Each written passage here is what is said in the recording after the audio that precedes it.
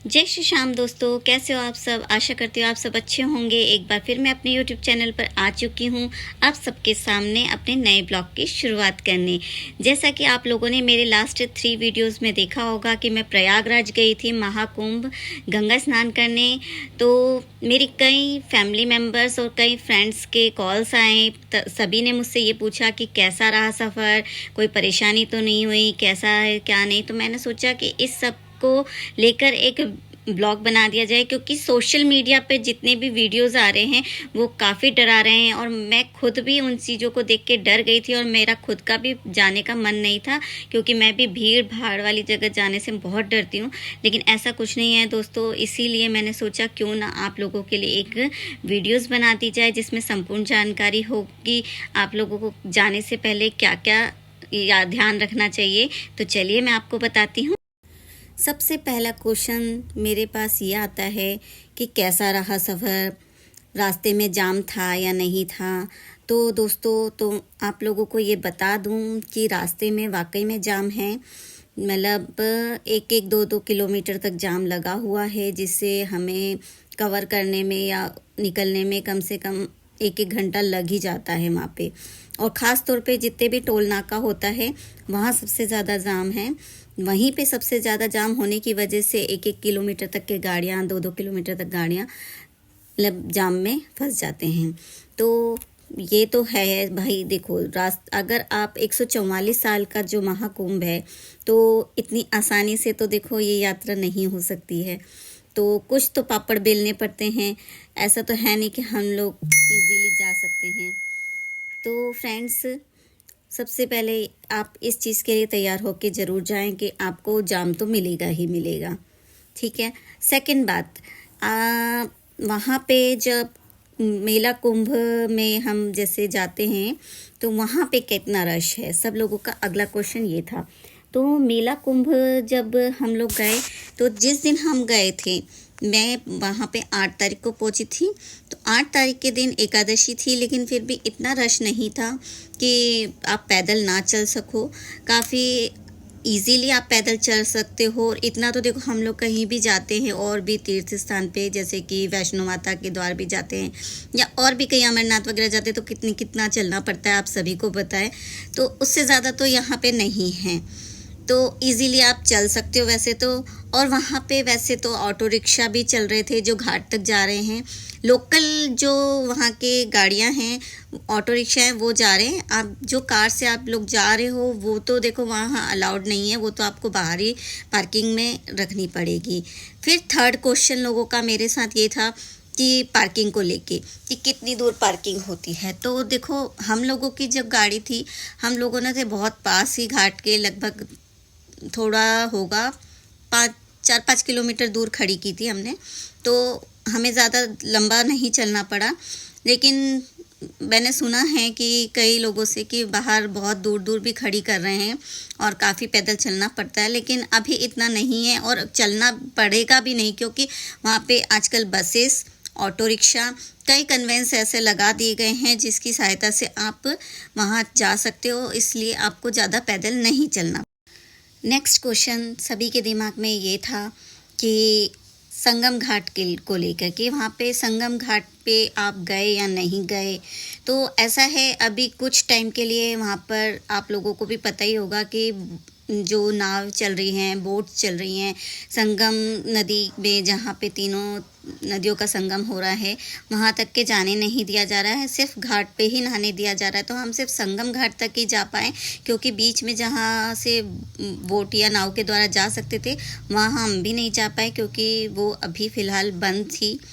तो हो सकता है आप लोग चाहें तब तक चालू हो या ना हो, इसकी भी कोई पता नहीं है अभी तक। तो ये ज़रूर है। और एक और क्वेश्चन है खाने पीने को लेके। तो वाकई में देखो, रास्ते के लिए भी मैं तो कहूँगी आप ऐसा ड्राई अपना नमकीन, बिस्किट, जो भी अपना ड्राई हो सकता है नाश्ता वाश्ता अपने साथ लेके जाएं, क्योंकि घंटों घंटों का जाम रास्ते में लगता है। और अगर आपके पास ये चीज़ नहीं हुई तो आप भूखे रह सकते हो, क्योंकि आसपास बहुत जल्दी से कोई रेस्टोरेंट, होटल, ढाबा अवेलेबल नहीं हो पाता है। तो अपने साथ ड्राई चीज़ें ज़रूर लेके जाएं।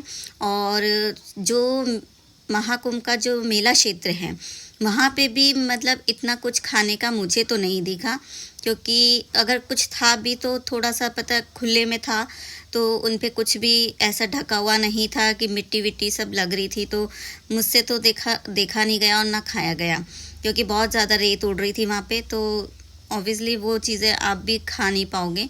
ढका हुआ कुछ नहीं था और मुझे कुछ रेस्टोरेंट टाइप ऐसे कुछ ढाबा, होटल टाइप भी कुछ नहीं दिखे वहाँ पे मेला क्षेत्र में। क्योंकि जिस रास्ते से हम गए थे उस पे तो नहीं थे, बाकी और कहीं हो अंदर जाके तो मुझे नहीं पता। मैंने ज़्यादा अंदर नहीं गए थे क्योंकि हम लोग फिर, तो मुझे नहीं आइडिया है, लेकिन जहाँ से हम गए उस रास्ते पे तो कुछ भी नहीं था। तो अपने पास कुछ ना कुछ ऐसा रखें, या मेला क्षेत्र में अंदर एंट्री करने से पहले ही प्रयागराज में ही किसी होटल या रेस्टोरेंट में जाके अपना पहले खा पी के जाएँ। और मेला क्षेत्र में घाट के किनारे मतलब जगह जगह वॉशरूम बने हुए हैं और साफ़ सफाई की बहुत अच्छी व्यवस्था है। इन मामलों में तो मैंने देखा कि साफ़ सफाई काफ़ी अच्छी है, और जो वॉशरूम हैं उनमें भी मतलब वैसे तो कुछ ही गंदे थे, बाकी तो साफ़ ही थे, लेकिन उनमें पानी की व्यवस्था नहीं है। ये ज़रूर मुझे थोड़ा लगा कमी, कि पानी की व्यवस्था होनी ज़रूरी है, कि ये देखो कोई भी जाएगा तो पानी तो होना बहुत ज़रूरी है वहाँ पर। और दूसरा चेंजिंग रूम को लेके कई लोगों के दिमाग में है, तो चेंजिंग रूम वहाँ पर बने हुए हैं, और नीचे उन्होंने सूखी घास बिछा रखी है ताकि मिट्टी विट्टी ना लगे।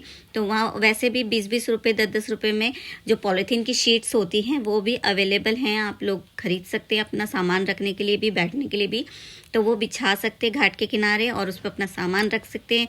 नहा कर भी आके आप वहाँ पर बैठ सकते हैं सामान रखने के साथ साथ, और पास ही चेंजिंग रूम भी बने हुए हैं, तो उनमें भी कोई प्रॉब्लम नहीं हुई। वो बहुत इजी रहा चेंजिंग रूम भी यूज़ करना हमारे लिए। मेला क्षेत्र में हर चीज़ें के दुगने रेट हैं, तो हो सके तो अपने लिए पानी की बोतल और जो गंगा जल भरने के लिए भी बॉटल्स होती हैं वो भी आप अपने घर से ले जाएं। बाय कार जा रहे हैं तो बहुत ही अच्छा रहेगा, क्योंकि जो बॉटल आप वैसे गंगा किनारे आपको 30 रुपये 40 रुपये से लेके 50 रुपये तक मिलती है, वो वहाँ पे 200-250 की रेट में मिल रही है, और हर चीज़ के वहाँ पे दुगने से तिगने रेट हो रखे हैं। तो कोशिश करें कि अपने साथ जो हो सकता है अवेलेबल करा घर से लेके जाएं।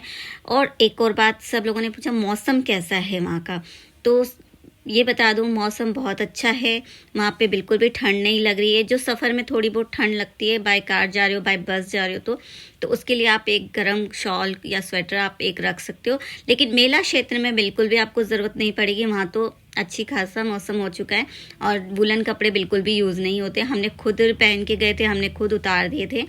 तो एक और बात है कि अपने घर से ही तांबे का जो लोटा होता है वो लेके जाएं पूजा के लिए, जल चढ़ाने के लिए, और घी का दीपक बना के लेके जाएं। जैसे मैंने खुद लेके गई थी, एक दिया ले लिया, उसमें घी और बाती लगा के रख ली थी, और पीले चावल करके अलग से रख लिए थे कागज़ में बांध के, और एक लोटा रख लिया था। बाकी फूल आप वहीं से ले लो, घाट के किनारे फूल 20-20 30-30 रुपये में ऐसे दोने में दे रहे हैं, मिल जाते हैं इजीली। तो वहाँ लेके आप नहाने के बाद, डुबकी लगाने के बाद आप गंगा आरती कर सकते हो, गंगा जी की पूजा कर सकते हो।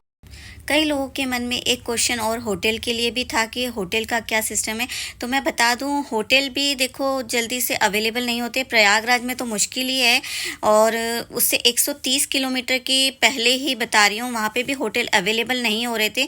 हमने काफ़ी ढूंढा, तब जाके हमें एक लॉज मिली थी जिसमें पूरा खुला था, उसमें सारे फोल्डिंग डले हुए थे, और कॉमन एक ही वॉशरूम था जिसे सब यूज़ करेंगे। तो उसका भी पर फोल्डिंग के हिसाब से उन्होंने 2-2 3-3 हज़ार मतलब चार्ज कर रखा था, और हम लेडीज़ साथ थे तो हम रुकना वहाँ पे सेफ़ नहीं लगा। कैसे हम सबके बीच में सोते और सामान की रक्षा भी कर पाते, मतलब सेफ़ है नहीं ये, तो सोच के हमने बहुत ढूंढा। फिर आगे जाके तो हमें ये एक होटल मिला था जिसका भी रेंट उन्होंने रात का 8,000 बोला था, लेकिन हमने उनसे थोड़ा सा डिस्काउंट मांगा, तो करते करते वो 6,000 में डन किया, तब जाके हम वहाँ रुके। तो होटल मिलना भी थोड़ा मुश्किल है, और जब वापसी हम प्रयागराज से कर रहे थे तो भी हमें लग रहा था कि भाई रूम्स अवेलेबल तो होंगे नहीं, इसलिए हमने सोचा कि गाड़ी चलाते ही निकल जाते हैं घर की और ही अब तो घर जाके रेस्ट करेंगे। फिर भी थोड़ा सा बीच बीच में हमें थोड़ा सा दिक्कत हो रही थी, तो हम पेट्रोल पंप पे 2 घंटे गाड़ी अपनी लगाई और वहीं पे गाड़ी में ही रेस्ट किया। उसके बाद फिर कंटिन्यू हमने गाड़ी चलाई। और एक थोड़ा सा पार्किंग के लिए भी मैं बता दूं कि पार्किंग भी बहुत दूर दूर हो रही है और हमें पार्किंग ढूंढने में भी कार की कम से कम 5-6 घंटे लग गए पार्किंग। तो इन और अब अंत में मैं यही कहूँगी कि अभी तक के जितने भी मैंने पॉइंट्स क्लियर किए हैं, इसके अलावा भी अगर किसी के मन में कोई क्वेश्चन है और मेरे माइंड में नहीं आ रहा है अभी, तो मुझे इसी में कमेंट में आप पूछ सकते हैं। मैं ज़रूर रिप्लाई करूँगी उस चीज़ का। और देखो, जब भगवान को आप इतना आसानी से नहीं पा सकते हो, कड़ी तपस्या करनी पड़ती है।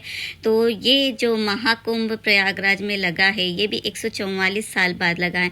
तो थोड़ी बहुत तो देखो परेशानी उठानी पड़ेगी आपको, तो उठा लीजिएगा, लेकिन जाइएगा ज़रूर।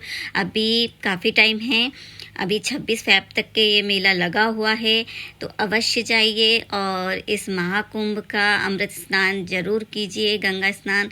और सभी के लिए, अपने परिवार के लिए, जग कल्याण के लिए गंगा मैया से प्रार्थना कीजिए जाके। और मैं तो कहूँगी इतना अच्छा अवसर आप लोगों को मिला है कि हमारी जो पीढ़ी है वो ये सब देख पा रही है और हम इसका अगर अवसर का लुत्फ़ ना उठा पाएँ तो ऐसा कैसे हो सकता है। तो मेरा तो यही कहना है, ज़रूर जाएं, क्योंकि मैं खुद भी नहीं जाना चाह रही थी। पहले तो मेरा भी मन नहीं था, लेकिन जब मैं हो के आई हूँ तो मुझे भी बड़ा अच्छा लग रहा है कि चलो अच्छा हुआ मैं हो आई। नाना करते हुए भी मैं गंगा स्नान कर आई हूँ, तो मैं चाहती हूँ बाकी लोग भी ज़रूर जाएं। थोड़ा सा कष्ट उठाना पड़े तो पड़े, लेकिन वैसे मेरे हिसाब से तो देखो ज़्यादा कोई परेशानी नहीं है। मैं तो देखो मेरी इतनी तबीयत सही नहीं रहती है, उसके बाद भी मैं डरते डरते चली गई, क्योंकि सोशल मीडिया पे वाकई में बहुत ज़्यादा दिखाया जा रहा है कि ये है वो है, लेकिन इतना नहीं है। आप जा सकते हो इजीली और गंगा स्नान करके आ सकते हो। तो मिलते हैं नेक्स्ट ब्लॉग पे दोस्तों, तब तक के लिए बाय, टेक केयर।